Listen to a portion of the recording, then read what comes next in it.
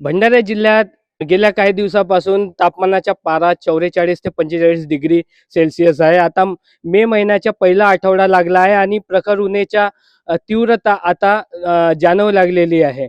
आपण सध्या भंडारा जिल्ह्यातील टोकावर असलेल्या मध्य प्रदेश आणि महाराष्ट्राच्या सीमेवर असलेल्या या राजीव सागर प्रकल्पावर आहोत. आपण बघू शकता या ठिकाणी उन्हाळा लागला आहे आणि पाण्याचा साठा हा झपाट्याने कमी होताना दिसत आहे.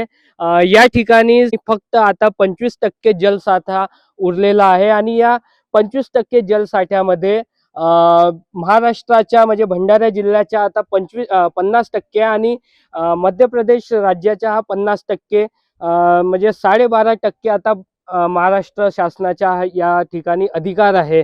मात्र शेतामध्ये प्रखर उन्हाळा आहे आणि शेतामध्ये धान पीक मोठ्या प्रमाणात आहे आणि आता धान पिकाला पाण्याची सक्त गरज आहे. अशातच पाण्याचे हे जलसंकट आता नागरिकांवर ओढवलेले आहे.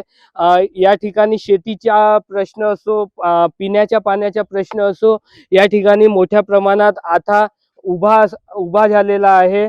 जल है तो जीवन है असं म्हणतात, पण हाच आता जल शेतकऱ्यांच्या आणि मानवाला या संकटाच्या आता भविष्यात सामोरं जावे लागणार आहे. आता पाणी कपातीची सक्त गरज आहे, तर दुसरीकडे शेतात उभ्या असलेल्या धान पिकाला या पाण्याची आवश्यकता आहे.